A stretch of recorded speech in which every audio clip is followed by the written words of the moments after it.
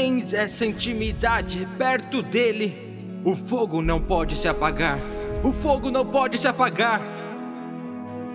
E assim como Jesus curou quando esteve sobre a terra e tem curado durante o tempo todo, desde que partiu até este dia, continuará curando. E eu te digo, se caminhas com o Espírito, ouça o que o Espírito Santo diz. Farei maravilhas que não foram feitas em toda a terra. Será coisa tremenda a que Deus fará contigo. A que Deus fará contigo. Eu quero dizer-lhe que o Deus que está sobre a sua vida é um Deus para o qual os impossíveis não existem. Não há nada impossível para Deus. Não há nada impossível para Deus. Não é por força nem por violência, mas pelo meu Espírito, diz o Senhor dos Exércitos. Na cruz do Calvário, Jesus não somente morreu por nossos pecados, também morreu para nos curar de nossas doenças. Por suas feridas, fomos curados. Verdadeiramente, Ele tomou sobre si as nossas enfermidades e as nossas dores, levou sobre si e nós o reputávamos por aflito, ferido de Deus e oprimido, mas Ele foi ferido por causa das nossas transgressões e moído por causa das nossas iniquidades. O castigo que nos traz a paz estava sobre Ele e pelas suas pisaduras fomos sarados, vamos ser curados, amém? Não, já fomos curados. Já fomos curados. Já fomos curados, aleluia. Quero lhes dizer esta manhã com esta palavra que vocês não precisam mais carregar suas doenças. Então o que vamos fazer é colocar nossas mãos aqui em nossos corações. E eu quero que você ore ao Senhor e diga: Jesus, eu preciso de Ti nesta hora. E eu clamo a Ti, Senhor, que tragas cura à minha vida. Que Tu sejas o Senhor derramando neste lugar o Teu poder. Esse óleo e essa bênção de cura. Diga a Ele comigo: eu, Senhor, renuncio à doença e ao espírito de doença. E declaro que sou livre e estou curado, Senhor. Que estou curado pelo Teu poder. Em nome de Cristo Jesus. Amém. E amém. Aleluia! Seu nome é Juan Sebastião. A mãe teve pré-eclâmpsia grave e, por isso, tiveram que abortar o bebê com 34 semanas. Ela estava perto de completar 37 semanas, faltando 3 semanas. Mas ele também estava abaixo do peso quando nasceu. Deixaram-o na UTI neonatal. E ele entrou em apneia, parou de respirar e entrou em parada cardíaca. Começaram a ressuscitá-lo e o ressuscitaram por 5 minutos. Ele saiu da parada, mas tiveram que ventilá-lo. Quando foi transferido para a UTI neonatal, ele também apresentava uma dessaturação muito acentuada, que teve de ser recuperada novamente. Sempre que há hipóxia, há danos cerebrais. Portanto, o que eles estavam esperando era que ele ficasse paralisado, que fosse uma criança com muitas complicações. E no momento, na clínica de Palermo, eles me disseram: entre, diga a Deus, o bebê vai morrer a qualquer momento. Foi então que me ajoelhei diante de Deus. Minha família pediu oração aqui na igreja. Nós oramos e foi um milagre, tanto na clínica Palermo, quanto na clínica com subsídio. Eles dizem, é um bebê milagre. Amém, amém, aleluia. Essa família nos conta que o menino terminou o ensino médio há pouco tempo, e a angústia e a preocupação deles era a universidade, porque era impossível para eles pagá-la. Eles fizeram um voto de 1000 por 1000, pastor, e tiveram que pagar do primeiro semestre apenas 30 mil pesos. Uau, tremendo! Obrigada, Senhor. Esses são os milagres que a gente vem. A gente precisa de um milagre, mas acho que a gente às vezes não espera um milagre tão grande. Obrigada, Senhor. Que o Senhor o leve àquela universidade e lembre-se de compartilhar com ele sobre o Senhor. Amém? Aleluia. A senhora nos disse que há mais de um ano ela estava tentando vender sua casa, mas para ela já era um sonho morto, porque nenhuma porta se abria em lugar algum. Na quarta-feira, pastora, vocês deram a palavra em Noites com Jesus, que o Senhor iria abrir as portas dos negócios que estavam fechados. E hoje é sexta-feira, ela conseguiu vender a casa, Amém. Pastora. Obrigada. Vamos dar o maior aplauso que pudermos ao Senhor Jesus Cristo. Avivamento. Se deseja saber mais sobre Jesus, saber o que Ele fez por você e o que Ele pode fazer em sua vida, então preste muita atenção nas palavras a seguir. Seu coração começa a sentir algo que nunca sentiu antes. Deixe-me lhe dizer, Que isso cumpre a palavra de Deus em João 8, quando diz: Eu sou a luz do mundo. Quem me segue não andará em trevas, mas terá a luz da vida. E essa luz está atingindo seu coração. Essa luz está brilhando em seu rosto. Essa luz está atingindo sua vida e seu coração. Quero conhecer nesta hora aqueles que dizem: preciso de Jesus em meu coração. Quero que Ele radie em minha vida. Quero que Ele seja tudo em mim. E se essa for sua decisão, quero que feche os olhos e seja você e o Senhor Jesus. E com todo o seu coração, você pode dizer a Ele ali: Senhor Jesus, eu preciso de Ti. Tenho estado longe de Ti, mas hoje me arrependo. Me volto para Ti com todo o meu coração. Peço que laves meus pecados com Teu precioso sangue e escreve meu nome no livro da vida eterna. E nunca o apagues. Que Tua luz brilhe em meu coração. Que Tua luz me guie no caminho da retidão.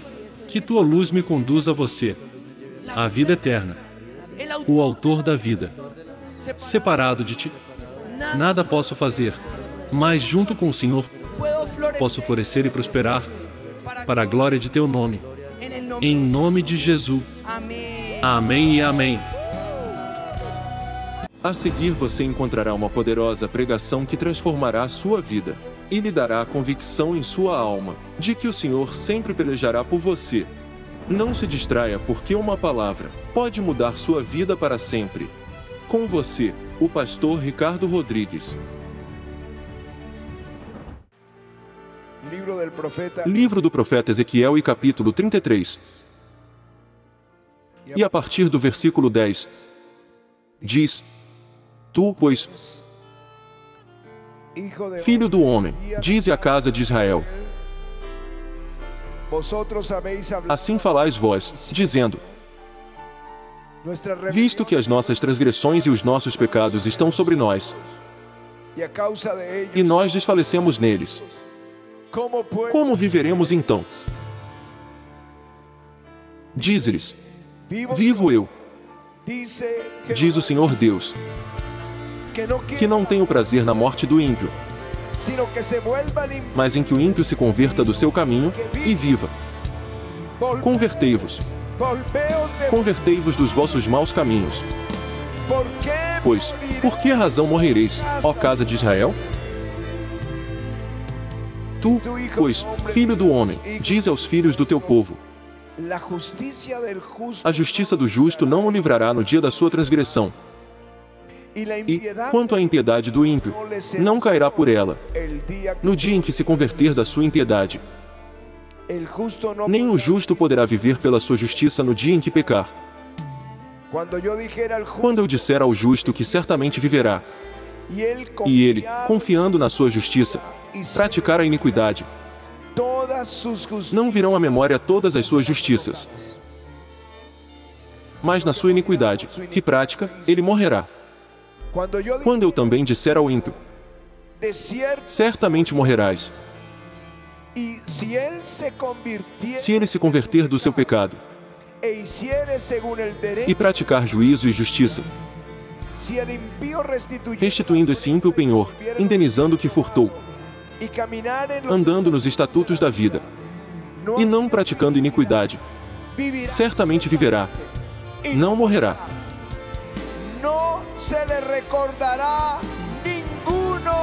De todos os seus pecados que cometeu não se terá memória contra ele. Diga comigo: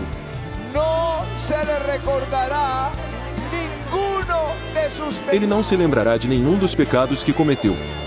Ouça o que o Senhor diz: ele não se lembrará de nenhum dos pecados que cometeu. Juízo e justiça fez, certamente viverá. Todavia os filhos do teu povo dizem: não é justo o caminho do Senhor, mas o próprio caminho deles é que não é justo. Desviando-se o justo da sua justiça e praticando iniquidade, morrerá nela. E, convertendo-se o ímpio da sua impiedade e praticando juízo e justiça, ele viverá por eles.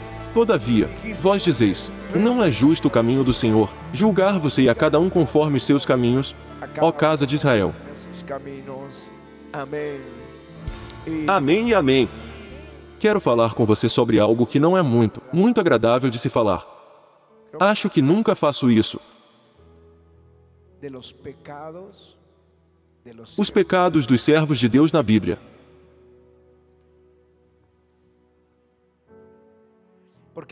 Porque sabemos o que Moisés fez. Como ele foi chamado?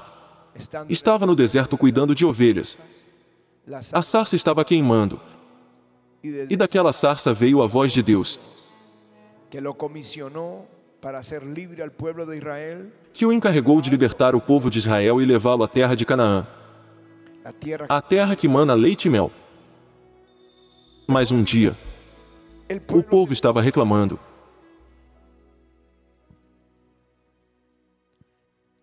Eles estavam sempre reclamando.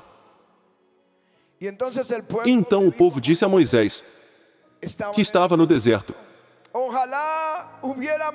quem dera tivéssemos perecido quando pereceram nossos irmãos perante o Senhor. E por que trouxestes a congregação do Senhor a este deserto, para que morramos aqui, nós e os nossos animais? E por que nos fizeste subir do Egito, para nos trazer a este lugar mau?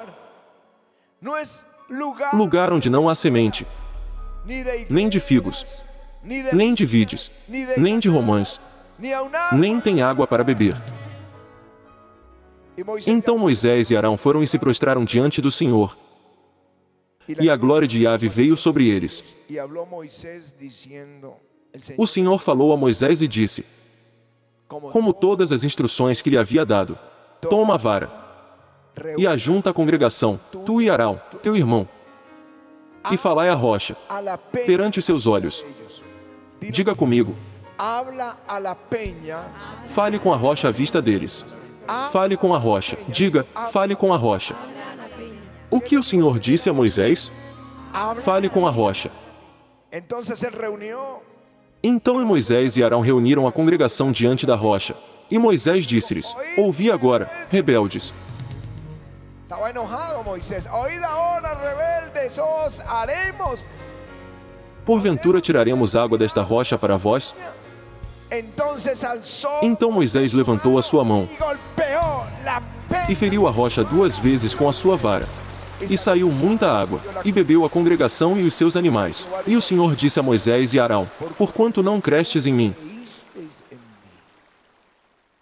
para me santificardes diante dos filhos de Israel, por isso não introduzireis esta congregação na terra que lhes tenho dado. Moisés, você os tirou de lá, mas não terá mais a honra de levá-los a Canaã. Eu lhe disse para falar com a rocha, mas você se irritou com o povo e bateu na rocha 2 vezes. Você não vai levar o povo para lá.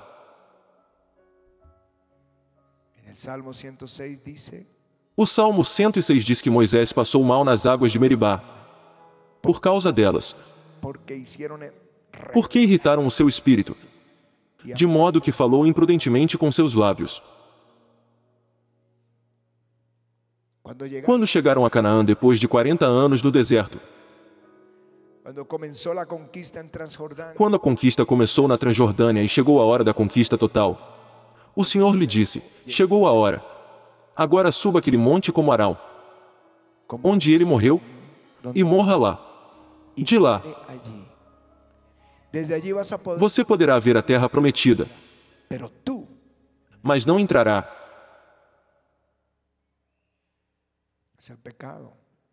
Esse é o pecado de Moisés. Ele foi deixado de fora da terra prometida. Davi. Conhecemos esse jovem, desprezado pelo pai e pelos irmãos, mas a quem o profeta Samuel ungiu, e o Espírito Santo veio sobre ele. E quando ele o tocou, os demônios saíram. Quando Golias apareceu, ele foi o único que não teve medo e o enfrentou, e o derrotou. E houve uma grande vitória. Ele foi nomeado capitão de 1000. Mas, por ciúmes, foi perseguido até a morte e se escondeu em uma caverna. Deus o protegeu. Ele se escondeu no deserto e, finalmente, na terra dos filisteus. E no momento mais sombrio, ele é chamado e ungido rei de Judá e, depois, rei de Israel. Mas o segundo livro de Samuel, no capítulo 11,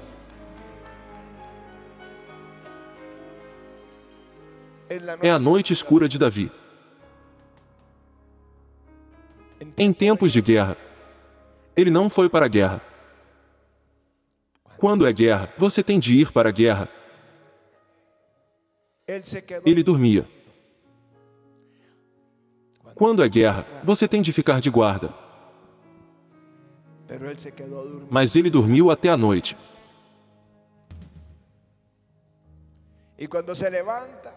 Quando ele se levantou e abriu a janela, viu uma mulher nua tomando banho e sentiu desejo em seu coração. Sendo rei, ele usa sua influência, leva-a para casa e dorme com ela. O problema é que ela era uma mulher casada. Ele a leva para casa e, alguns dias depois, ela lhe envia uma mensagem: estou grávida. Estou grávida. E Davi, astutamente, manda chamar o marido dessa mulher, Urias Itios. E Urias chega e lhe pergunta sobre a guerra. Davi lhe pergunta sobre a guerra. E ele diz: bem, vá para sua casa e descanse hoje, com a intenção de que ele dormisse com sua esposa. E essa gravidez não seria descoberta, se ele não achasse que era dele. Urias, porém, não foi para casa, mas dormiu no acampamento, pois disse: é hora da guerra. Ouvindo Davi, voltou e o fez entrar, e lhe deu de comer, e o embebedou, e disse: agora irá para sua casa. Porém ele foi para o arraial, porque era tempo de guerra. E escreveu a Joabe, dizendo: põe-no na linha da frente, e na parte mais forte da guerra, retira-te, para que Urias morra. E assim aconteceu. E ninguém ouviu falar sobre o assunto, exceto Deus. Esse é o pecado de Davi. Mas graças a Deus pelo Novo Testamento, uma nova era, uma nova aliança. Por isso é chamado de Novo Testamento.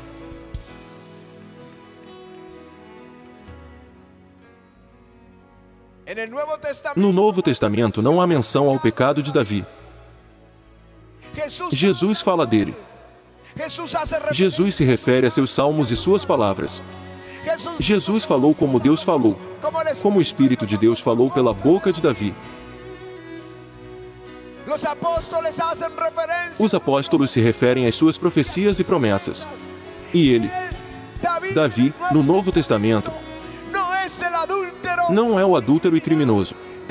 Davi, no Novo Testamento, é o homem de Deus, é o profeta de Deus, é o ungido de Deus. Não há menção de seu pecado no Novo Testamento. Deus esqueceu o que Davi fez. No Novo Testamento não há menção a Moisés. E como ele não pôde entrar na Terra Prometida, há menção à lei de Moisés. Jesus fala dele, faz referência às suas escrituras. Jesus fala dele como profeta enviado por Deus. E no Monte da Transfiguração, lá está Elias, lá está Moisés e lá está Jesus falando. Lá estava aquele que não podia entrar, mas lá estava ele em glória, falando com o Filho de Deus. Moisés, considerado um herói e o maior líder do Antigo Testamento. Por quê? Porque eles se arrependeram. E quando você se arrepende, Deus esquece seu pecado. Ele nunca mais se lembra de seu pecado. Como Davi se arrependeu? 1 ano se passou, tudo estava em segredo, tudo estava quieto. Ele estava sofrendo por dentro, mas ninguém sabia o que tinha acontecido. Então o profeta Natã veio e lhe disse: Rei, um homem rico tem muitas ovelhas e muitos bois. E ao lado dele há um homem pobre que tem apenas um cordeirinho. E a ovelhinha cresceu com seus filhos. E eles alimentam com o bocado de seu próprio bocado na boca da ovelhinha. E ela dorme com eles como se fosse uma filha. E alguém veio visitar o homem rico. E esse homem rico, em vez de tomar de suas muitas ovelhas, tomou a ovelha do homem pobre e a abateu para fazer uma refeição para o visitante rico. Davi se levantou com raiva e disse: Esse homem é digno de morte, que pague 4 vezes mais pelo cordeiro. E o profeta lhe disse: Esse homem é você. Eu lhe dei a casa, eu lhe dei o reino, eu lhe dei a casa de Saul, as esposas de Saul, eu lhe dei as riquezas de Saul, e se isso não bastasse, eu lhe daria ainda mais. E Davi cai de joelhos. E é aí que está, nesse precioso Salmo 51, onde ele confessa seu pecado. Onde ele diz: Esconde a tua face dos meus pecados e apaga todas as minhas iniquidades. Cria em mim, ó Deus, um coração puro e renova em mim um espírito reto. Não me lances fora da tua presença, e não retires de mim o teu Espírito Santo. Aquele homem se arrependeu.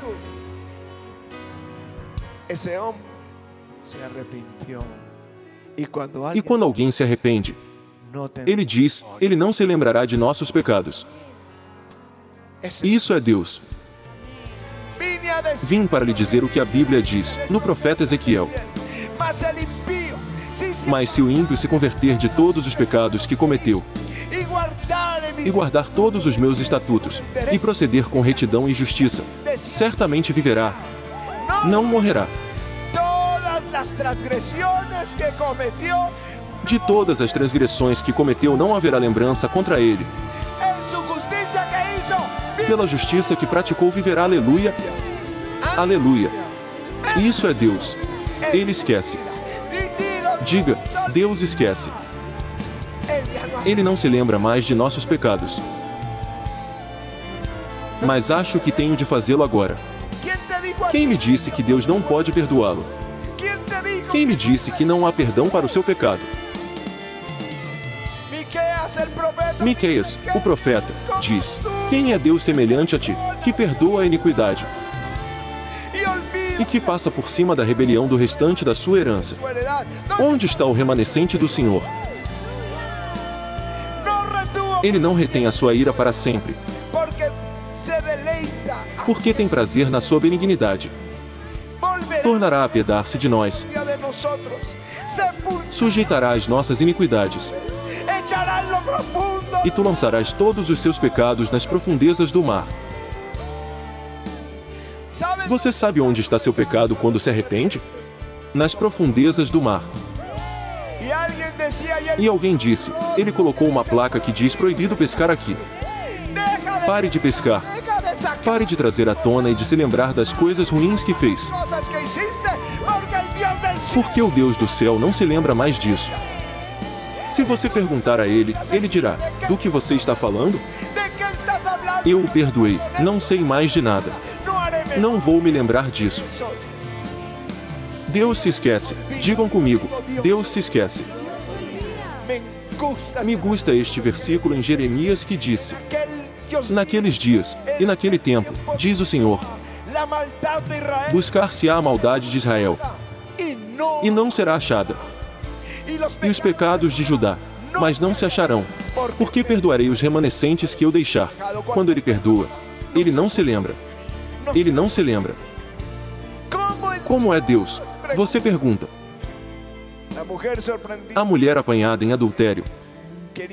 Eles queriam apedrejá-la. Jesus disse: Nem eu também te condeno, vai-te, e não peques mais. O filho pródigo.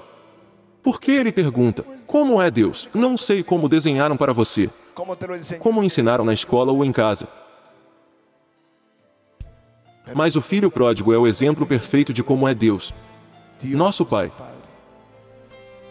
Quando ele reage e diz: O que estou fazendo aqui? Na casa de meu pai, os trabalhadores têm comida e eu estou morrendo de fome aqui.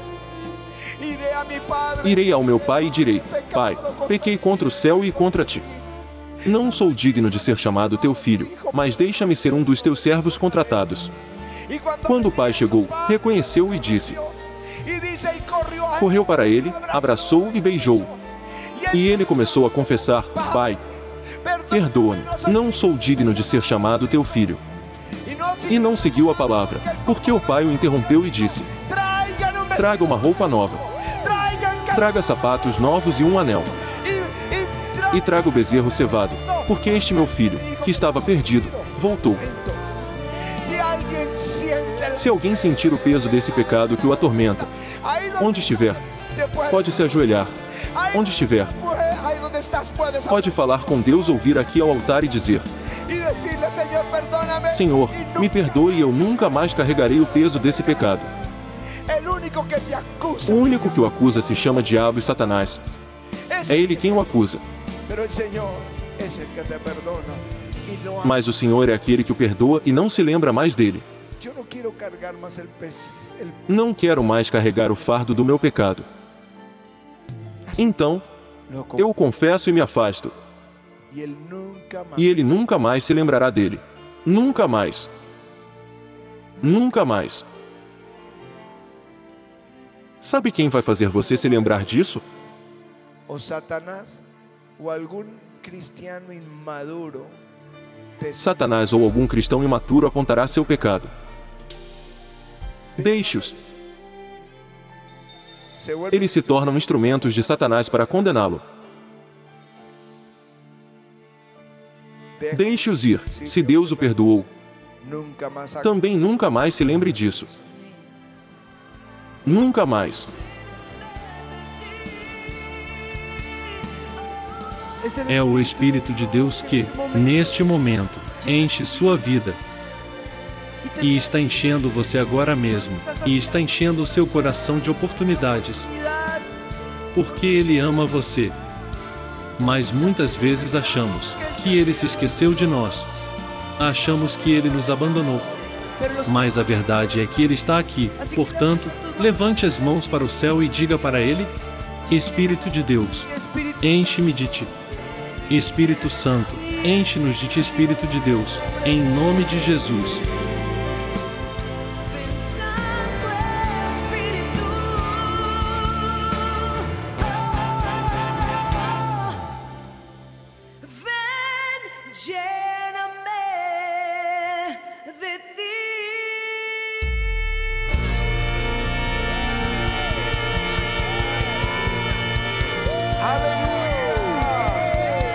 Obrigado, Senhor.